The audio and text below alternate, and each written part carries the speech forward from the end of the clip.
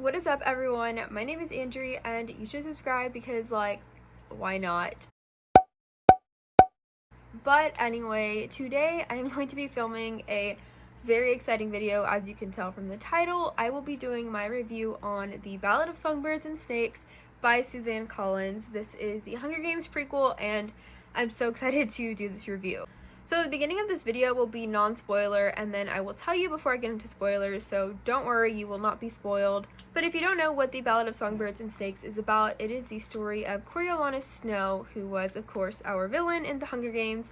It is all about him as a young boy, learning and becoming basically who he is, and it's kind of like his descent into evil, and honestly, it's a villain origin story that we never get from like any authors, so it's very exciting. So basically what happens is Coriolanus is set up to be a mentor for the 10th Hunger Games. So him and the other high-ranking students from the academy that he attends have to be mentors in this games to like spice up the Hunger Games because not enough people are watching across the districts, and it's really cool to see these problems that have arisen like in the earlier times of the Hunger Games and when they're not as like fully developed as the way we see them in the Hunger Games.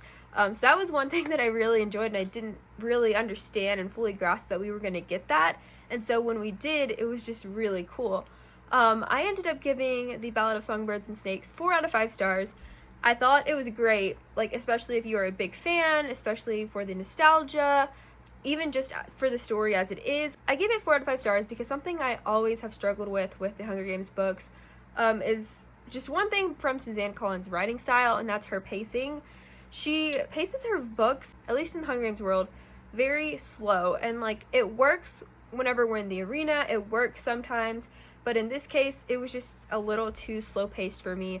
And she's just extremely detailed on like little things, like what people are eating, what people are wearing, what this looks like, how long this is, and that could be a good thing, but for me she overdoes it, and that's totally my opinion, and maybe for other people that's just more insight to the world and just more development of world building or whatever, but to me it's just a little bit too slow paced for my liking.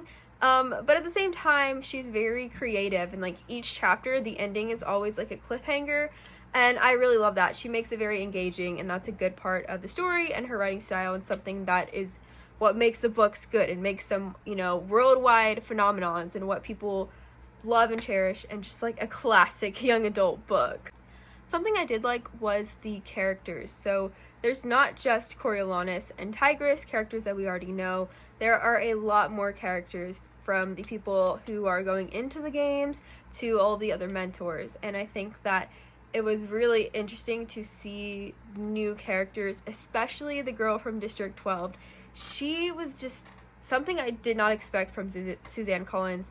I did not expect her to write a character like that, and it was almost too easy to think that this District 12 girl would be a lot like Katniss. Like, it's just, I don't know, to me it just, that connection just seemed like it would be made, and it wasn't, and she's just her own girl, and it's just really cool, and I did not expect that. I really loved getting to see Coriolanus. I think that, of course, people are not born villains. It's all about the choices they make, the people around them, what determines why they have to make certain choices, and we definitely see the reasons and the mind process of Coriolanus making these decisions, and it's just really something that I didn't even think about. Like, I didn't even know we were going to get this book. I didn't even know that this was something that would be offered to us, and it was just honestly a journey, a ride. I actually ended up having to buy the book on Kindle because my copy isn't coming till Thursday.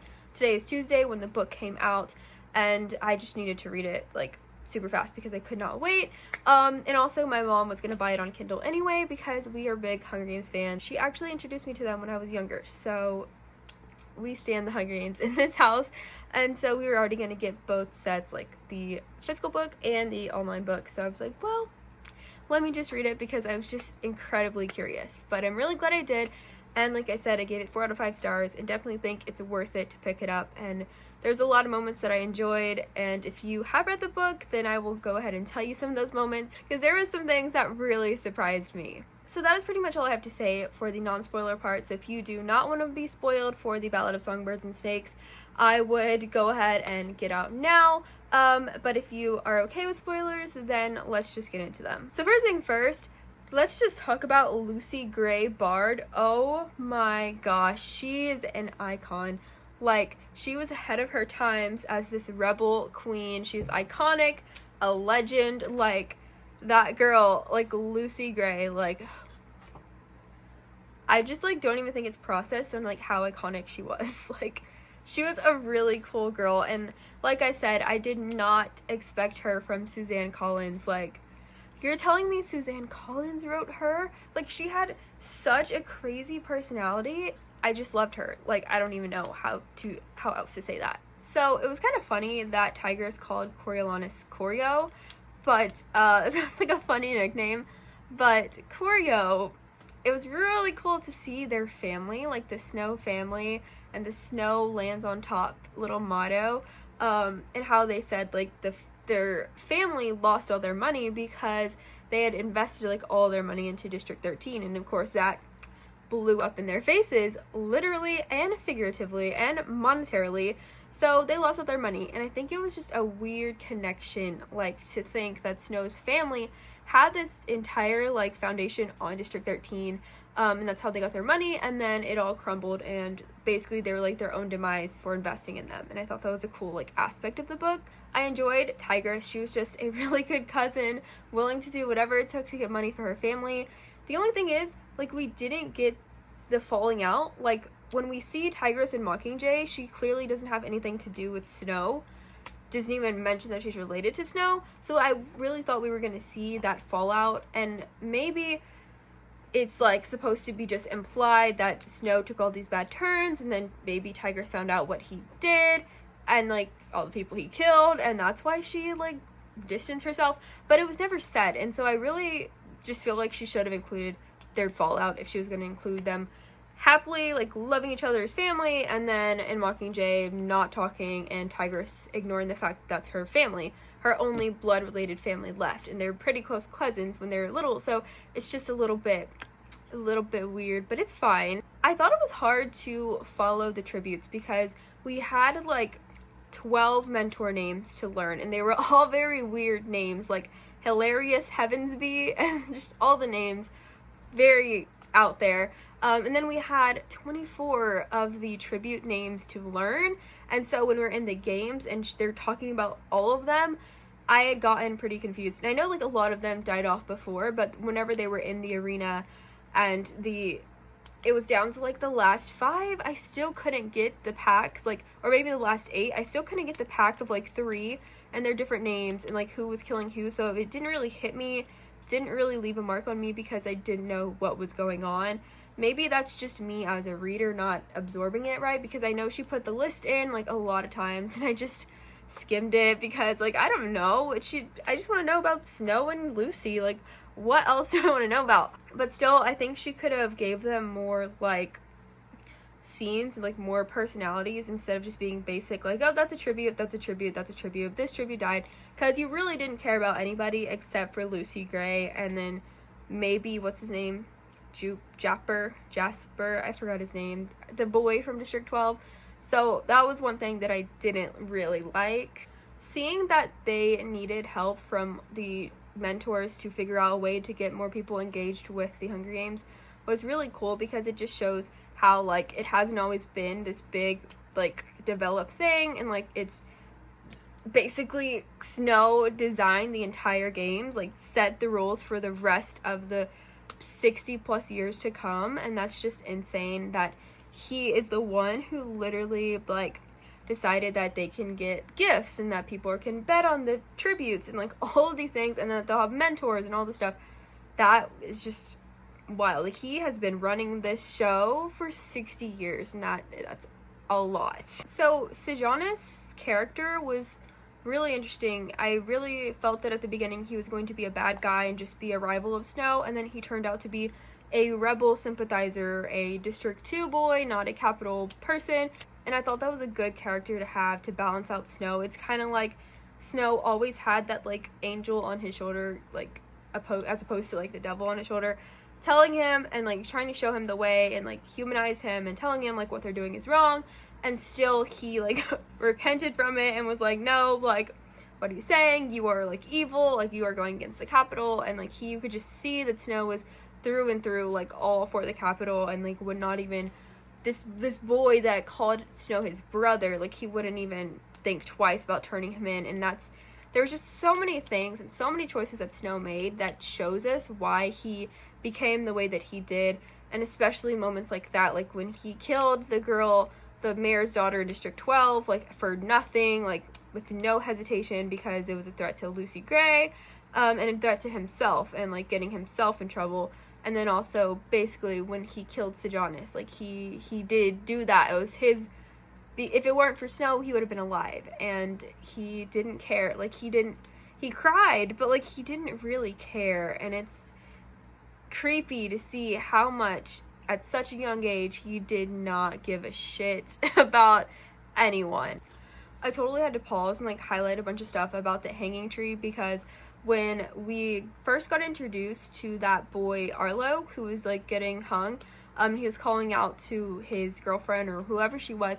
I was like, this is the hanging tree. This is the origins of it. Katniss had said that it came from some tale long ago, but then we see that this is actually where it came from, and the fact that Lucy Gray is the one who made the hanging tree song, that was just really cool. And then she also sang the Valley song, which is the one that Peeta heard Katniss sing in choir, and all these connections were really cool. There's a part where they were, like, eating Katniss roots, and then I think somebody was like, oh, the Katniss isn't quite ready yet, and I was just like, it's a prequel, Katniss is coming, like, just the connections were wild. I thought the part when Snow became a peacekeeper was kind of boring. Like, I'll be honest, I didn't like part 3 as much as I liked parts 1 and 2, because I just felt like it was boring, and I was like, why do we have to go through all this just for him to, like, see Lucy Gray again? I feel like they could have hashed that out at the Capitol, and it just, I don't know. And it was kind of like she just made it up, like, oh yeah, I never said he wasn't a peacekeeper, like, he could be a peacekeeper, and it was just kind of off to me. But she's the writer, this is her story, you know. Obviously she knew Snow's backstory this entire time, so who am I to say that? But I did like the ending whenever finally Snow was, like, gonna run away with Lucy Gray, and he was going to be a rebel and all of these things, and everybody kept calling him a rebel, and he was just like, why is everybody calling me that? I'm not a rebel. And then he was like, I'm gonna do it, this is the love of my life, like, I am going with you, Lucy Gray, like, you are my entire life. And the way they fell in love so fast, and just it's kind of funny to me. Like, I get it, like, Lucy Gray is cool, like, everyone would fall in love with her, and I see why Snow did. It was just really funny to me for some reason. But still, whenever he was gonna run away with her, and then it all of a sudden just came out, like, she put it together that he killed Sejanus, and then she been planning it all along to, like, ditch him in the woods, but then, like, why would she set him up like that? I feel like it wasn't explained enough. And then they didn't even get, like, a final goodbye. Like, all she did was sing the hanging tree song, and I was like, what does that mean? Like, if he still chases you and y'all both go on to, like, the hanging tree, is that him confessing that he loves you? Or if he leaves you, like, are you asking him if he's gonna come, or if he's gonna go with you, or if he's gonna stay, or what? You know, what was she asking? Did she plan it all along? How did they just, like, all of a sudden decide, you know, I love you so much, like, you are the love of my life, my whole life is you, and then they're like, yeah, bye, like, I'll see you never, like, this is where it ends for us. I just thought that was a little, could have been explained better, and I really wish they would have had a final, like, heartfelt goodbye. Like, I would have ate that up. I would have loved to see them, like, hash it out and, like, fight about it, and then Snow just, like, storm off crying, but we didn't get that. And maybe that's just me being, like, a overly romantic person, but I would have loved to see that after the entire book being a kind of love story, and then we don't really get their fallout. I was just like, okay, sure. I will say that I think Katniss is related somehow through her ancestry to the Coveys, because Katniss's dad is a singer, and he knew the Hanging Tree song, and he taught it to Katniss, and I really think her dad's ancestors were just Covey somehow, stayed in District 12, it all adds up, and I think that was a really cool thing. I have, like, some reasons, maybe I'll put into, like, the other video I talked about, but I think that'd be really cool. And then there was also a part where they mentioned, like, the bakery, and then the lady was mean, like, Peeta's great-grandma's mean and his mother is still mean years later. I liked that there was just little Easter eggs in the book for like OG Hunger Games fans, if you like caught it. I thought the part with the games was kind of graphic, actually really graphic, and with people like hanging from stuff everywhere, and I don't know, that was intense, and I was kind of here for it. Like, I love gore and everything like that in books, and of course it's the Hunger Games. Like, I know a lot of people were saying they didn't want to see another games, and it definitely wasn't, because we saw it completely from an outside view. But still, I was like, give me the games. Like, this is the Hunger Games. When are we going to get another chance to see another games? And when we did, and we, like, figured out why the 10th Hunger Games has been, like, wiped off the map, because Snow, you know, cheated, and that's why Lucy Gray won. But still, I think she could have won without his help, to be honest. But still, he did cheat. And, I mean, that just shows more of his character, that he's going to do whatever it takes to get to where he wants to be. And that's a bad thing, because he will kill people and he's harming people, but it is just like a strong thing about his character.